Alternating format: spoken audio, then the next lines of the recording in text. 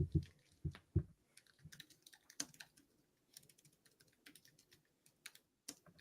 right. You're good. Okay, let's roll. Yep. Welcome to the China EVs and More podcast. We are broadcasting live for those interested in making some comments or asking any questions. We will open the room up at around the 40-minute mark to anyone who's keen to ask us any questions. In the next hour or so, my co-host Lei Xing and I will go over the week's most important and interesting news coming out of the global EV, AV, and mobility sectors. What Lei and I discuss today is based on our opinions and should not be taken as investment advice. For those that are new to the show, welcome. And to our loyal listeners, welcome back. We ask that you smash that subscribe button so you don't miss anything from us in the future. Let us know what you think. And for those that enjoy the show, please hit that like button and help us get the word out about this podcast to others. My name is Tu Lee. I am the managing director at Sino-Auto Insights, a global management consultancy that helps organizations bring innovative and tech-focused products and services to the transportation and mobility sectors. I write a free weekly newsletter that we pull many of our discussion topics from. You can sign up for it at sinoautoinsights.substack.com, which of course I encourage you all to do. My friend Lei, my good friend Lei, on the way to Paris, Lei, can you please introduce yourself? And a underwhelmed Lei. We'll get to that point. This is your co-host Lei Xing, former chief editor of China Auto Review, and this is episode number 183, I believe. 4. No, I think it's 183. Yeah, okay, 183. Yes. So we robot, we late, we flopped. Did you watch the? That's why I said Robovan. I watched the Robovan. Robovan, not the Roboman. Robovan. On a scale, man. I don't know whether you watched the live stream. I did not. Well, I mean, I'm sure you went back and saw some of the news that came out. Saw some of the highlights. Yeah.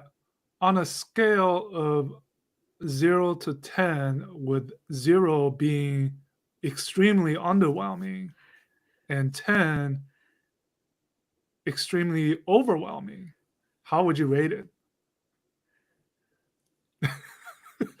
You didn't watch it, but I watched it. I'd give it a 6. I'd give it a 6. Oh, wow. I gave it a 4.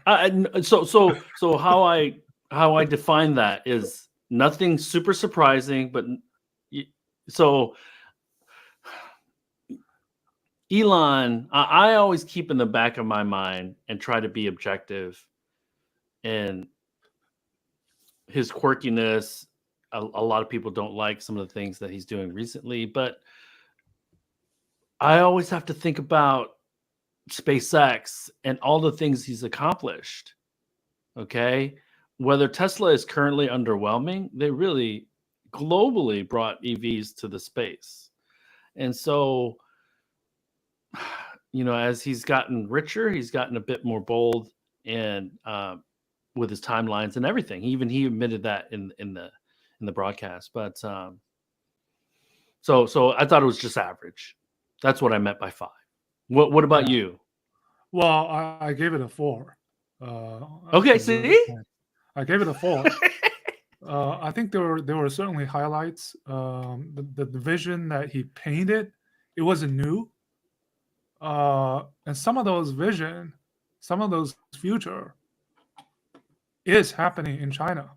And the reason we began today with this We Robot topic, even though it might not be China EV per se, but we look at this from a China lens, right? Because of the kind of the NOA track and the robotaxi track in China, and we look at that and compare where the US is and what Tesla is trying to do.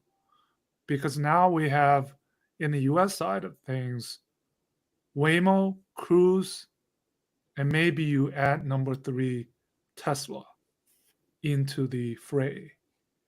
But I think the reason it was underwhelming for me, and I think for a lot of people, is because going into it, the hype that went into it, and then when he said 2026 production starts for the Cybercab, I think it was a lot later than what people wanted to have it happen. Maybe next year already, right? I think that was part of the reason I tweeted that.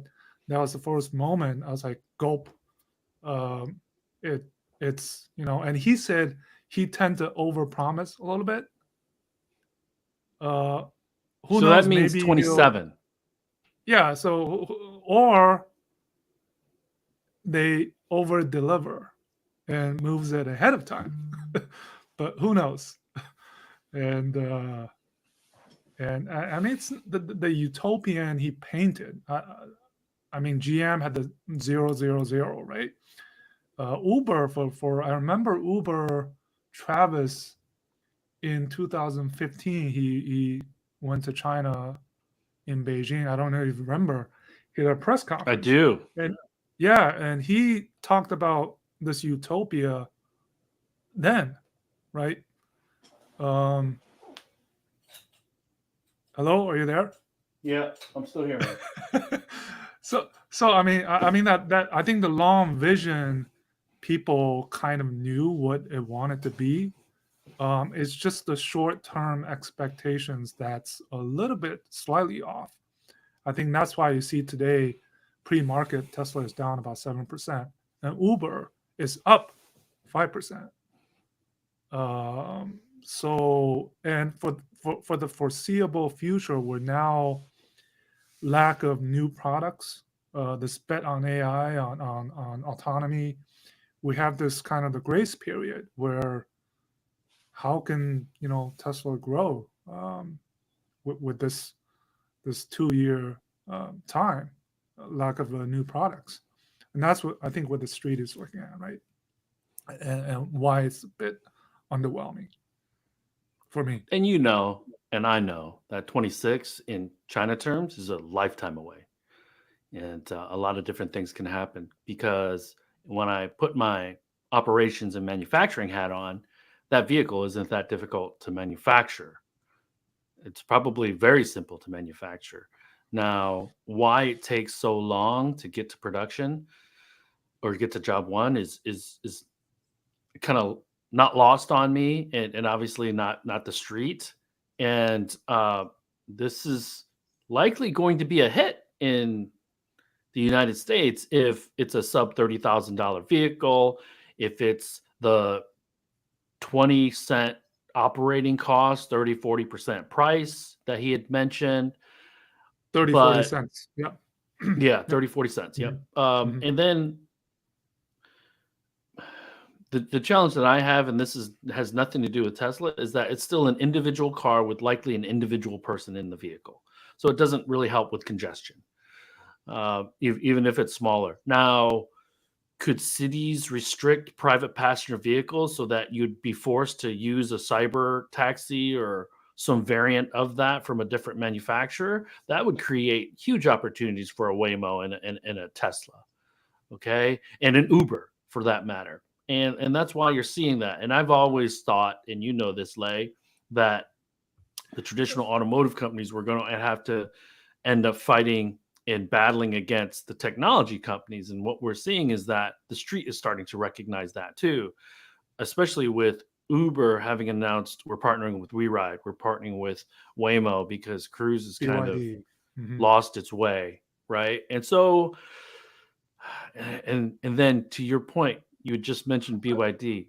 How easy would it be for them to build something like that? Yeah. So, and I think the long term, the cyber cab, it's not something that we've never seen. So 10 years ago, Google had the Firefly, which kind of was demonstrating the capability of a fully driverless no steering wheel, no pedals vehicle. And 10 years later, we have this cybercab. And I'll give it to Elon. I mean, right? These 20 of these vehicles were running around in that complex, though it's probably geo-fenced and we take it with a grain of salt. And 30 other threes and Ys, probably mostly Ys, running with that unsupervised FSD. And which for me, I think the short term thing that we look at is this unsupervised FSD being available in Texas and California next year. And that's basically, if you look at it, it's level 3 everywhere, because unsupervised basically means eyes off. But there's still a driver sitting in the driver's seat. You just don't have to look at the vehicle anymore. You can do other things, right? Sure. And that's kind of that's a step toward this fully autonomy future. So what happens there? Can they do it next year? And then the longer term, the robotaxi and the business model, right? He talked about, it wasn't that clear whether he talked about this Uber. If you're on an Uber platform, you could be a shepherd, right? Running like a dozen vehicles at the same time, which means, do you still depend on this third party ride hailing platforms, or do you operate everything on your own? That wasn't As an clear. independent contractor. Yeah, so I think the reasoning was underwhelming because it lacked many details. It felt rushed a little bit for some reason. After a 2-month delay, it felt rushed. Yeah.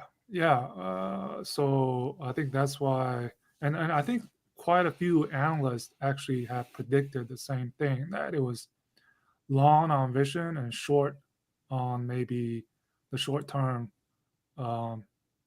juice and meat, right? We didn't see that, but it was cool. I mean, it was cool that we finally saw this thing that was in the Walter Isaacson's book, and right, still cool, very cyber, very Tesla-esque, and the Robovan, it's to us, it's nothing new.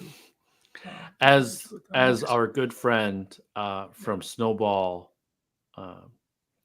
Capital tweets a picture of an RT6. Yeah.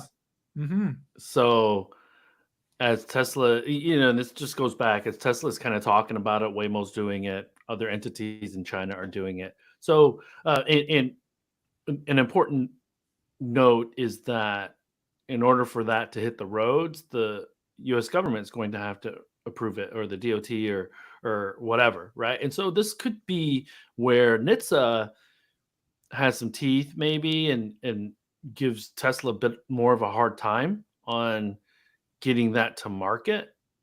And I don't think the people over in China are that impressed either. So if this is a US and potentially European market opportunity, then effectively half the world is going to be shut out, because will the Chinese government allow that? Right now, I think it's 50-50. And also, the Cruise or GM had killed that. They showed quite many years ago. They showed that picture of the boat without the steering wheel and the pedals. Yep. That thing was killed, right? That thing never happened. And now we have the cybercab. It's on the shelf, but I wouldn't say it's dead, like dead. It could be a zombie. It could come back to life. Yeah, but so I give it to Tesla for having this thing now running, demonstrating at least that it is possible, but it likely isn't going to be the tech or the product, but more the regulatory scrutiny and what is being allowed or not allowed, insurance, and how you operate it. I mean, there's a lot goes into it, right? Kyle Volt. What's He tweeted a important? long list, What's right, of things to What's look at. important, Lay, is that the OEMs were taking notes. They were watching and taking notes because Yeah, Elon could quickly launch this in 26 or 27 and undercut the market substantially. And he just makes it so cheap. And I had mentioned this years ago. I said Elon will sell almost at cost to get more vehicles on the road. And I truly believe that. and one thing that was alluded was the 25,000 Model 2. He kind of hinted that you can buy this thing for under $30,000, but is it for personal use? Is it a investment into his utopian business model? That wasn't clear as well. And the inductive charging part of it was interesting. Inductive charging is basically wireless charging for the Yeah. folks that are wondering. And I think we know many companies, Witricity. I think Volvo is doing some demonstration in Sweden on this technology, and that remains to be seen. There's a company, Israeli company, I believe, called Electrion that has about a half a mile on the east side of New Lab, where I work out of a couple days a week. They're doing wireless charging under the road, sponsored by or funded by the Michigan government. So that is happening. It's incredibly slow, and it's something that will take a lot of capital investment, but there's a future there. And we should always look at the different ways of charging as an and, not an or. You can charge, you can inductive charge, and you can charge at home, and you can swap, not an or.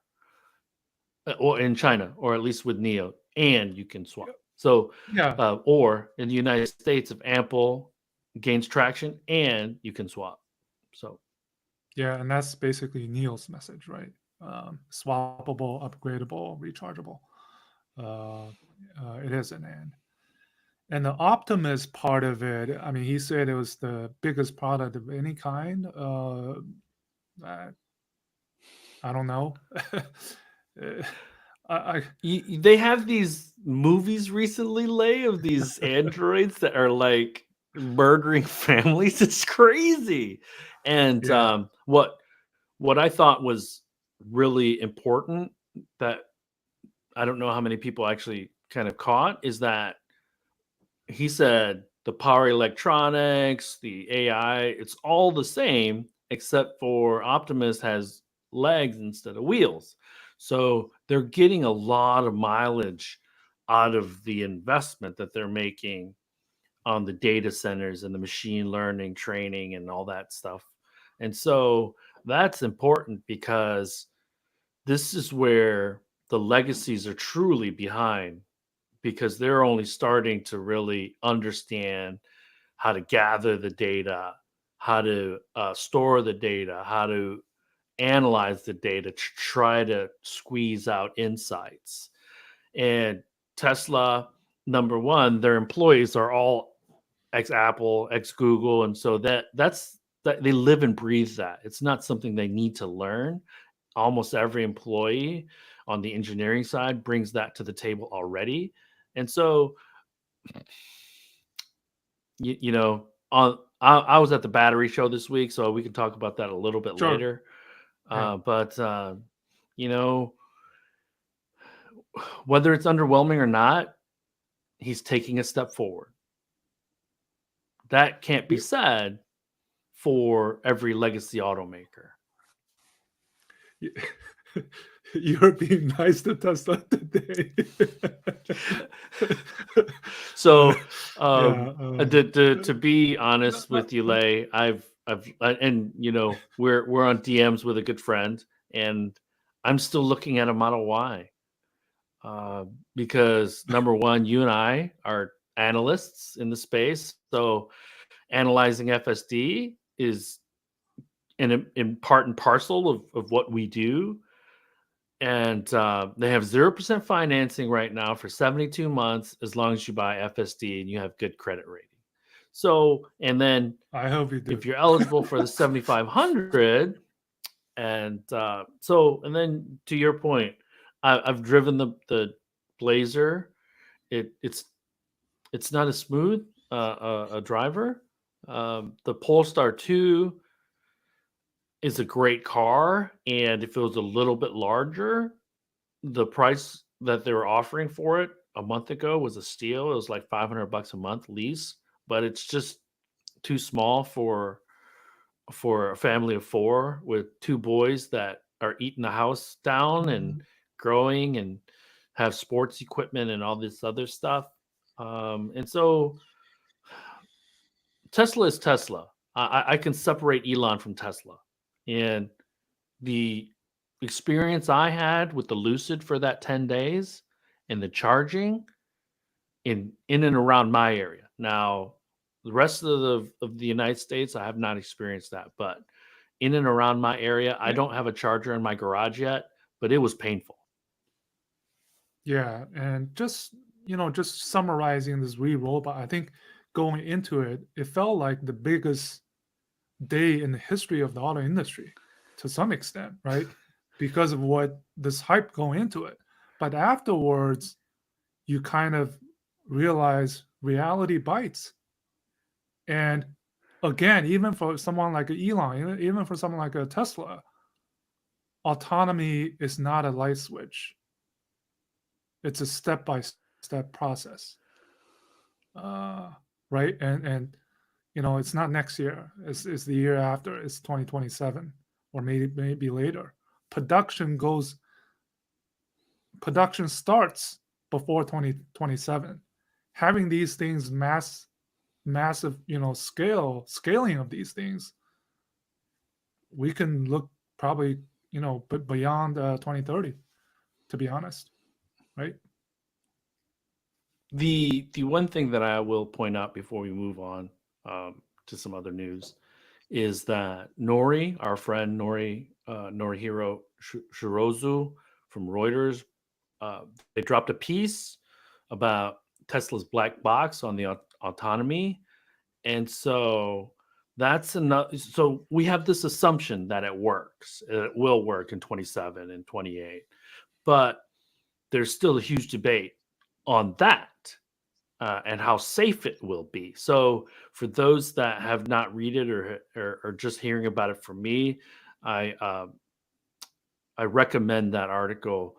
Nori doesn't really do newswire stuff for Reuters. He does more of long reads. Deep dives, so he's very, very, very thoughtful on his pieces. And so it's it's eye-opening because Tesla, how they're approaching autonomy is a lot different than most others. And so it's worth keeping an eye on how effective their method is versus everyone else's. Yeah, so just coming from our perspective, having experienced China EV, AV Inc., the ADAS, Level 4, Robotaxi, from that perspective, I think that's part of the reason why it was underwhelming, because we've had that experience. Congrats to Tesla. Yeah, we had 3 days of it, 3 days worth of it, basically. I mean, technically it was level 2 plus, but it's FSD supervised, basically. Yeah, 90% of the time we weren't driving. Yeah, and we were supervising, but we weren't driving. Yeah, and then the robo taxis that we've been on, and I was gonna say congrats to Tesla Giga Shanghai. They just did their 3 millionth production today. So kudos. It's a monster number. That's monster probably number. Half of what Tesla has sold, right? Probably, roughly. So a little bit of history. Shanghai Giga broke ground in January of 2019. 2019. Job 1 rolls off December 19th of 19, 2019, yeah. I believe. Yep, December 19. Yeah. So it got, well, I actually think it broke ground a little bit earlier, but not much more than a year earlier. Mhm. And a year later, Job 1 rolls off. So they've only been building in China since effectively January of 2020. 2020. Yeah. They're at 3 So, million. so roughly just slightly under 4 years, 3 million units. So, yeah. And let's say 60-70% of that production has probably been domestically consumed. Yeah. Shall we move So on? congrats on that. Yep. Yeah, so let's talk about these EV trends that you're seeing. Well, I mean, some of the recent launches, order intake numbers out of the National Day holiday, good and the bad, uh, huge. There were huge numbers. I mean, some of it represented certain brands, half of the certain brands' monthly sales. Uh, so, and then XPeng So just let revealed the P7 let's Plus. remind everybody, Lei, Golden Week is the first week of October every year, and October 1st is China's July 4th. Mhm. And so they celebrate it by taking a week off. Can you tell them why it's called Golden Week? So no one's working that week, and normally sales aren't that robust that week. Well, you can be sure these China EV Inc. they're working that week. Oh yeah. No break. Right? I mean, at least we'll get to on the see some sales of side them. We'll get to see some of them in Paris, but we'll get to that. So sure. And I think in China, the competitive dynamics is forcing you to be so much fixated on this weekly sales numbers, and you tend to draw conclusions from it. And it was instigated by Li Auto, wasn't it? So yeah, and I tend to say, don't draw too many conclusions. If Tesla only had 1,800 units of sales in the first week of October compared to other companies, it's not panic button time to me, based on 1 week's worth of numbers. But and you for guys, many and of you've the been following this forever. You know that yeah, they manipulate those numbers. yes, and some of the other brands were quite out there. I think reports of BYD 160,000 or something, or 16,000. I forget the number, but it was huge for a week's worth of Are they sales. going to hit 4 million? Do you think? Oh, I think they will. I think they most likely I think so. will, I think based on so the too. I current think so events. too. And by the way,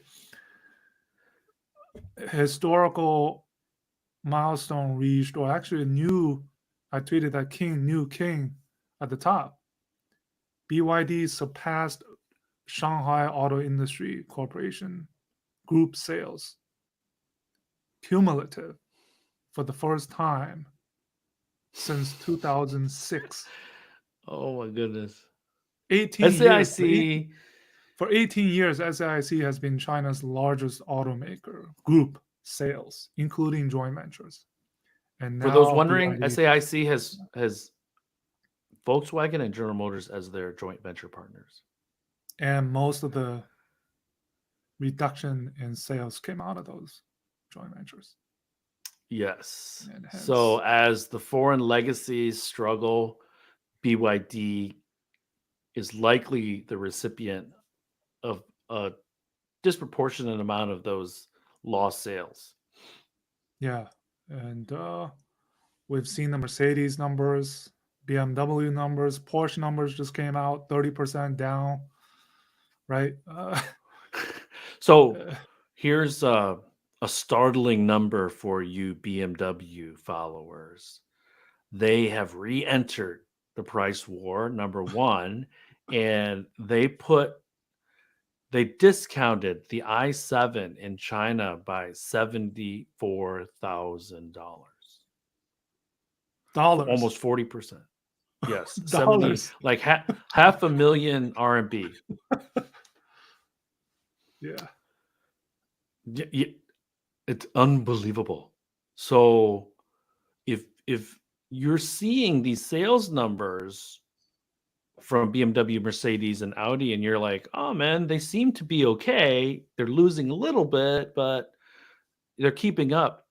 The only way they're keeping up is by discounting these vehicles. And they saw that once they held pricing, sales fell to the floor. So they're back to discounting because it is not pretty, specifically for the premium German brands and the sports brands. So, Yeah. And then to General Motors, they had the investor day this past week, and the latest numbers they reported. Basically, two things are really holding up GM in China. It's the SGM, AIC GM Wuling joint venture and their host of EV models. And second, really in terms of branding, Buick GLA is the only kind of the product out there that's really when you think of GM in China, when you think of Buick, Cadillac, Chevrolet, GLA is really the star model. I can't think of any other model that's relevant. And 77% of Q3 sales in China from GM were from Wuling. The rest of it mostly SGM. which sells, And which only sells vehicles under 200,000 RMB. yeah, and from the investor Maybe less day, than 150,000 RMB. Do they sell anything over 150? Well, I mean, the Envision Plus that went on sale during the National Day, right? 169,000 RMB, like 50,000, 60,000 But that's a Buick. RMB off. Yeah, that's a Buick, right? Chevrolet, mostly, I don't know, 100,000 RMBs probably. And I think Mary Barra in that investor day, she was actually talked about, that they'll have a shareholder meeting for the joint venture, SGM, later this month. And their aim is to really cut inventory and right sizing that joint venture. It seemed though that they were confident that they would kind of climb back a bit, but the numbers were disastrous, to be honest. Especially if Chevrolet, 8,000 units in Q3, 8,000 units, 3 months. That's scary. That's like if you're running a factory at 1,000 units, 1,000 jobs a day, let's say 500 jobs a day. And let's assume that there's 20 days in a month. So one quarter is 60 days of production. Okay. And let's say this is a slow factory, 500 jobs a day. You've worked 16 of the 60 days. 16 of the 60 days. Yeah. So what's everybody doing on those other 44 days? I shouldn't laugh because it's very concerning. It's very concerning. Yeah, and the other news coming out is that Volkswagen China Import, they have an entity. They're cutting employees. They're cutting jobs because they mostly import the Touareg. That was started during the Wei Ming-sou's tenure. This VGIC responsible for importing Volkswagen branded vehicles, but I mean imports it down anyways, right? And now you have this possible retaliatory tariffs from China on the import of 2.5 liter and above, and you can think talk of, about that. The So consequences. So when did that happen, and what are they considering? Can you detail Well, that a this little is bit more? part of the kind of the back and forth, beef, if you The will, negotiations. negotiation beef between China and the EU following If the that carrot vote that doesn't got work, passed. that's their stick. Yeah. So brandy, first of all, right? And then they hinted, I think Ministry of Commerce hinted that they are considering this import tariffs on high displacement Pork. vehicles. Pork. Uh, so this is playing out. I mean, right? This is And you better believe there's a direct correlation between the countries that voted for the tariff and some of the retaliatory measures from the Chinese government. yeah. Meaning all of that this the countries happening, that voted for the tariffs are likely going to get retaliated against with some of their commodities that they export to China. so all of this, what we've talked about today, this backdrop, the We Robot, right? The autonomy, China EV Inc. running away, the trade dispute, all of this happening as we head over to Paris, where it's pretty much the China Motor Show, not the Paris Motor Show. And at the same time, we know that Stellantis, which is investing into Leapmotor, Carlos Tavares is going to be out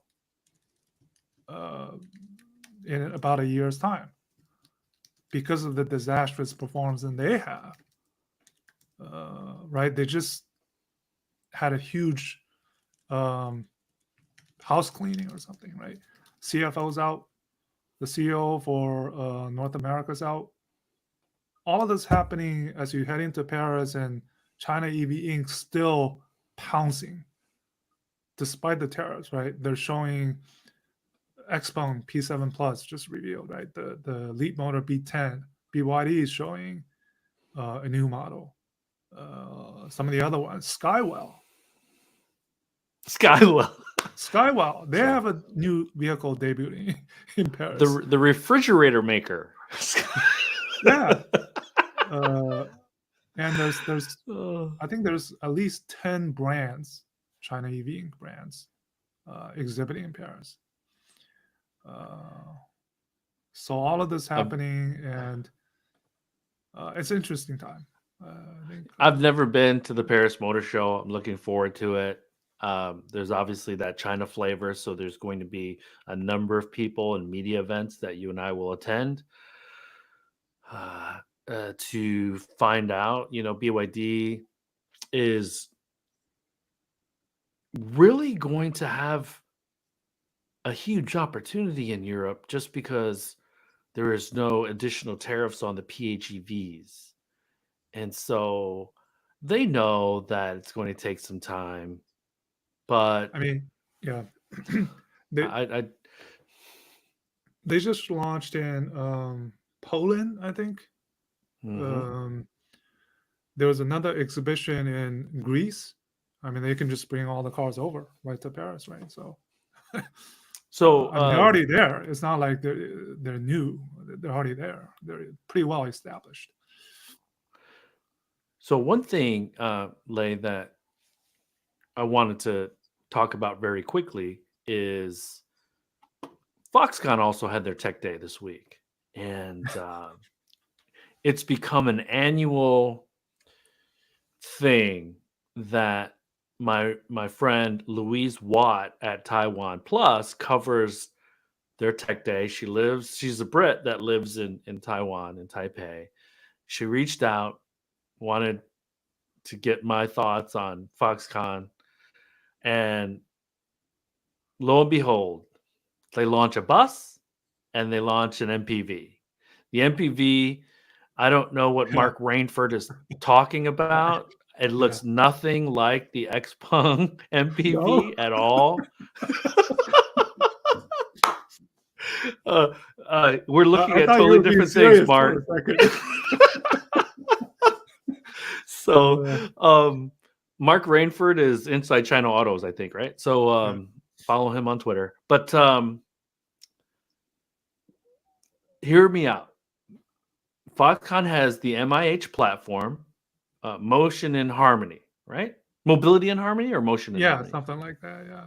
MIH, yeah. So it is a coalition of tier ones, Chinese, American, German, European, on the supplier side to help build out knowledge base, expertise. And so they lead that.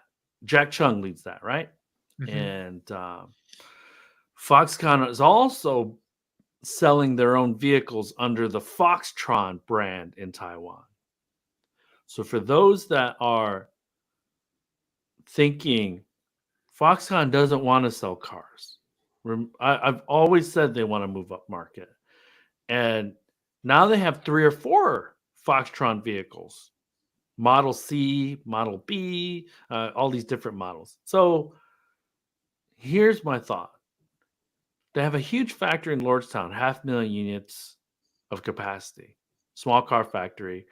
The 4 partnerships that they had to be contract manufacturer all blew up. Lordstown, Yeah. Indy Motors, Fisker, right? Fisker, and Monarch. I think Monarch is still could be going, but they have a XGM factory sized asset or liability on their balance sheet that's really doing nothing. Mm. And we know that there's a 100% tariff on Chinese EVs in the United States. We know that the Biden administration is looking to restrict Chinese software on connected vehicles in the United States. To me, that creates an amazingly direct path to entry into the US because half the problem is where are we going to build it? The other half is Chinese technology. Well, guess what? They vetted or at least reached out to hundreds of suppliers using the MIH platform. So they can evaluate very quickly. So poke holes in it, man. What do you think? I just look at the model, the Model D. By the way, it was designed by Pininfarina, and Pininfarina has for many years helped help Chinese brands design vehicles. VinFast, right? Vietnamese VinFast. But JAC, Brilliance, I mean, over the years, they've helped the Chinese brands design their vehicles. That I don't know. It just doesn't feel relevant to me. How global those vehicles will be compared to the Chinese vehicle. Yeah, no, but you know, if Foxconn in the next 5 years can sell tens of thousands a month, that's a win in the United States for them. You know, because it's always remember the US is the second largest market in the world. So 15 and a half, likely getting to 16 million units this year. So it's not, and the other thing about the US market, Lay, is that I don't really see a lot of competitors still. So No, exactly. And and I speaking of should the really quickly, largest Lay, yep. I just checked LinkedIn. Roger Atkins is watching. So what's going on, Roger? Thanks for watching. Thank you. No. So LinkedIn actually has 1 or 2. But Well, sorry, go ahead. No, I was just gonna say, speaking of the largest market in the world, for the short term, the frontier is definitely in the Middle East and North Africa. Case in point, NEO and CYVN setting up that joint venture, right? GAC Ion just launched in the UAE, I believe. Xpeng's there. The money's coming out of there, and the China EVs are going in there. So, considering what's going on in the EU, it's like a backyard, right? Almost that China EV will be happy to go into. Well, and honestly, it's a friendlier environment for them than Europe, than a lot of countries in Europe. And right. if you think about it, Lay, the There, North Africa, the Middle East, it is almost like equidistant to Europe yeah, and yeah, other parts of Asia. So right. That's why, yeah. strategically, from a geography standpoint, it makes sense. And it is 9:50, so we can open it up. You guys can throw some comments out there. But one thing I really wanted to do Talk really about quickly your was talk about the battery show. recent events in Motown. Oh man, so Michigan Tech Week was last week. Super busy, but talked about that a little bit.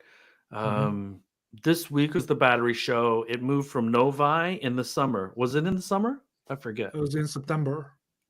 Yeah, it was in September. So it moved from September in Novi, which is about 30 minutes from downtown Detroit, to Old Kobo, where the auto show is.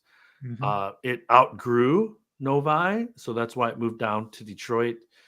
And yesterday, I was on a panel. Yesterday also had the Tigers playoff game, the Red Wings hockey team season opener, and Donald Trump doing a Yeah, he was speech talking about at the the Detroit Economic Club. And he talked about how crappy taxes. Detroit was. Yeah, yeah, yeah. So that was not very well received in Detroit. And so 3 huge events. I was sitting on a panel, effectively talking about how the United States could become more globally competitive. I was the other folks on the panel were Gabriella Coppola, Bloomberg journalist, Selena, forget her name, and I couldn't say it anyways, but she is a stud. She ex Tesla battery engineer, ex Uber battery executive, ex Panasonic manufacturing Mm. vice president, Well, and then she now is the CEO or CTO of Lighten, which is a mhm. sulfur battery startup based in Northern California, Silicon Valley. And there were 2 other gentlemen, uh, Michael. There's a advocacy group called Libridge that talks about how we can partner with companies, including Chinese. And then there was another person who works for Evian, which is a French Mhm. company. And so, for an hour, we just talked about how deep and far behind the U.S. is, but we ended it with what can be done. Okay. We need to change the language. Gabby brought up a great point. We need to have a long term view, and then there needs to be much more capital from the government to really boost the mining, the refining, and the battery manufacturing, because a 2, 3, $4 billion check doesn't really move the needle. Yeah. And it was probably one of the better panels that I think was going on during the battery show. And Do- I shouldn't forget that Bob Gallion introduced us all. So Oh, cool. Yeah, the former CTO of CATL. yes. Any Chinese battery Inc? I think Oh man. Goshen was there. So did you? I don't know if you're able to see that bag, but there's a No. bag that's Okay. hanging on my door. It says "Go Innovation," and the "Go" and the TION are in a different Highlight. color. So Smart. It's smart. we Line was there, Goshen was there, CATL was there, Li Shen was there. I walked.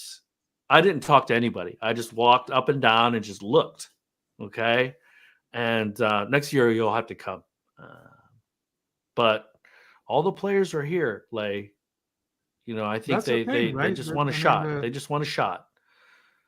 They just want an opportunity. yeah, But what's funny, and and we this, like, because you've been to the battery show, it's one of the most international conferences you'll ever you'll ever attend. There's Korean being spoken, there's Japanese being yeah, spoken, there's Mandarin Japanese, being yeah, spoken, Asians, yeah. there's German being spoken. So to me, that stands out. It's one of the most international conferences and shows in the world, I think. And remember, these companies, Goshen and others, there's another huge opportunity in the battery, the storage ESS space here in the US. And actually, Goshen has a brand. They have actually a specific brand in that space for the US market, right? So they're already here. So don't just talk about EV batteries, right? There's other opportunities. We talked about I charging. actually think I actually think the Powerwall and the commercial size energy storage systems, especially with Hurricane Milton, is it Milton? Yep, Melton. Yep. So I was concerned. My brother lives in Tampa, and my nephew lives in Tampa. We have family down there. They actually had to go up north in Florida. The power is out, but luckily, from the sounds of it, they're okay.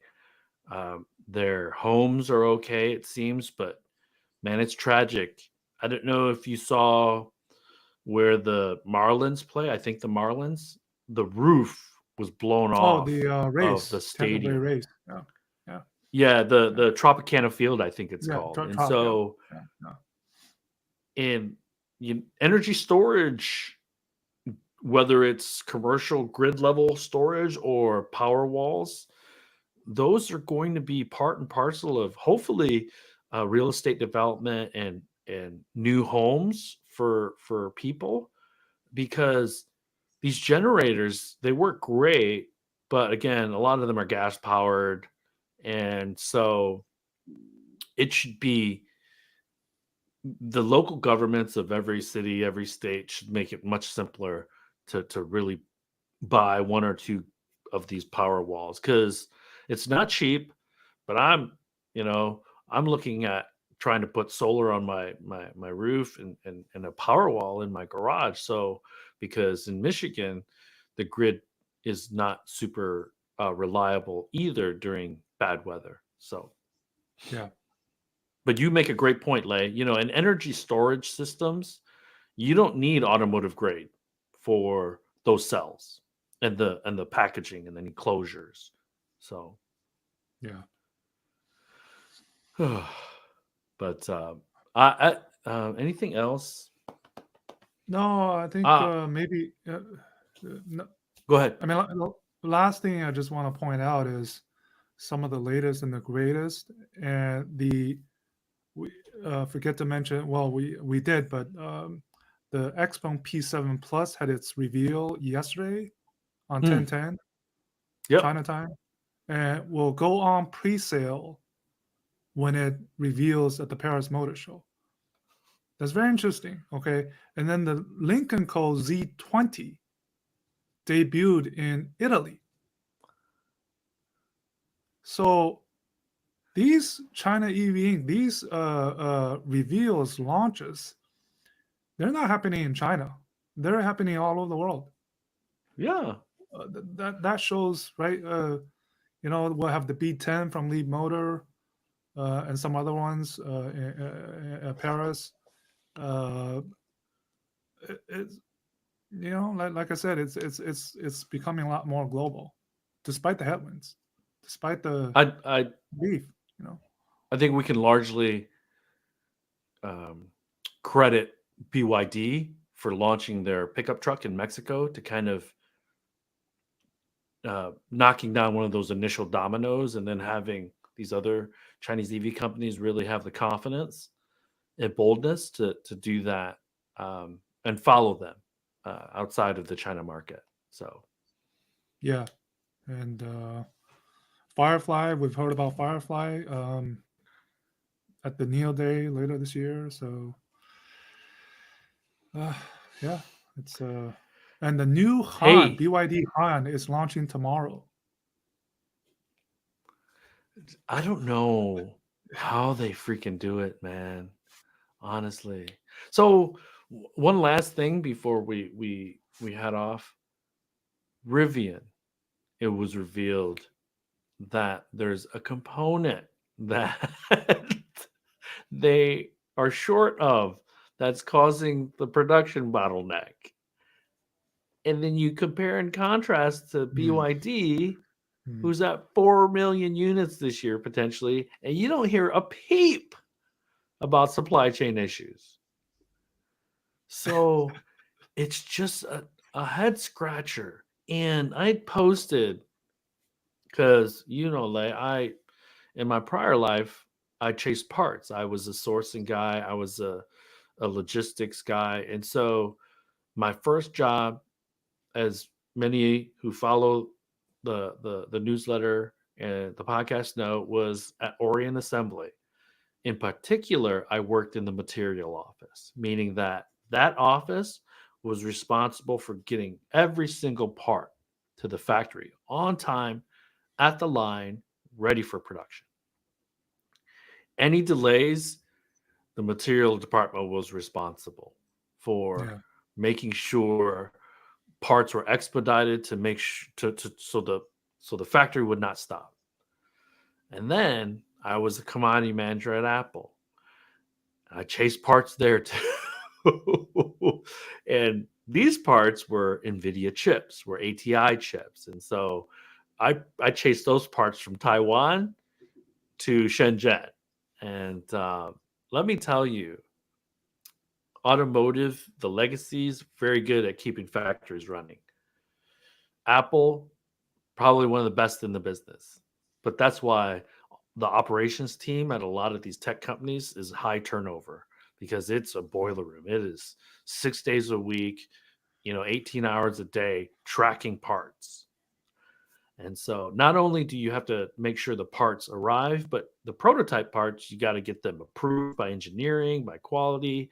And so there's a lot of different things that you can appreciate the sourcing teams. But And I don't wow, know what. Go ahead. Sorry. GM and Ford are showing signs of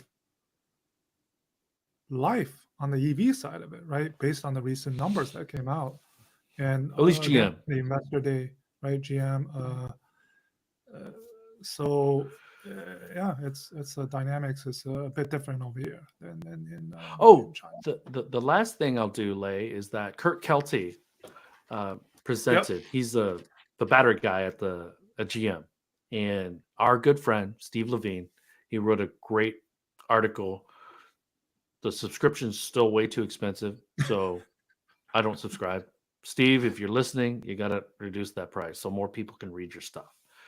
He had written about how GM seems to be going away from Ultium. They're going away from their partnership from LG. And Kurt also said that they're looking to engage with startups in the battery space earlier. They're going to be more open to that. So we're seeing less rigidness, at least at GM, which I think is a huge, huge, huge plus. What I got out of the investor day was really two things: the software side of it and the battery side of it. And from Kurt, he basically said the diversification, not only in terms of chemistry, but form factor. GM was big on pouch, but look at now, they're going to prismatic, right? That's number one. And on the software side, I forget the guy's name, Richardson or something. He said it's really about Is David Richardson. Yeah, the optimization of processes on the software side of things is really important.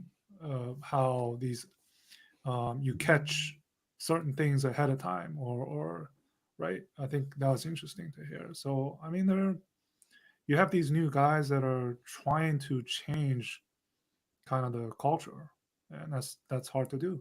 But it was good to hear. And importantly, they're communicating that, as opposed to like a Tesla where it's so secretive that you kind of hear rumors and then people run with these rumors that end up not being true. So anyways, hey, I'll see you in Paris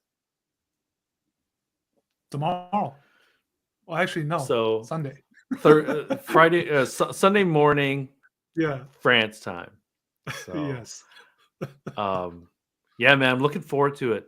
was just there. It's fun. Paris, It'll be beautiful, amazing city. my third time. So I was there first time in 2016 when Mercedes announced the EQ brand, if you remember, at the Paris Motor Show, and I went in 22.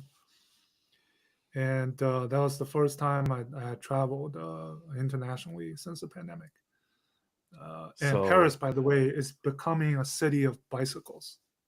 That's the first thing that will jar you when you go into the city.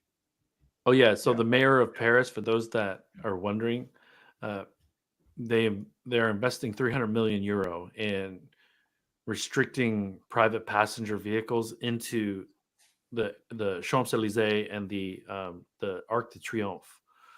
So they are encouraging bicycling in city center, and I think it could be a model for a lot of other cities around the world. Hopefully, a model for Detroit. I've been using a lot of, so I park Yeah. when I go downtown. I park at Corktown, and then I take a scooter to all Yeah. these other places, and hopefully more people do it. But yeah, And France, I mean, we just had the Paris Olympics. France voted no. France voted for the tariffs. yes, And at the same time, you have these China EV going into Paris, showing their next latest and the greatest. yeah. It's fun. So Yeah. yeah, I think I was obviously in Paris in the summer just before the Olympics and loved it. The Oh, kids right, loved right, it. right. Wifey loved it, and so looking forward to it and catching up with some old friends, including you. So safe travels, Lay. Everyone, You too? good morning, good afternoon, good evening. We will find a time to do this next week, either in Paris or back in the United States, because I think we both arrive back into the US before Friday. So, I will head to China right oh, afterwards. okay. Okay. So for So, a few days, 10 days. And then, so we might have to do this on 2 continents. well, you need to make sure that you've renewed your subscription to you know what. So, Yeah, I'm certainly aware of it. okay. Hey, everyone, we would talk with you all next week. Au revoir? Au revoir? Is that the French way Au of revoir. saying it? Au revoir. Au revoir?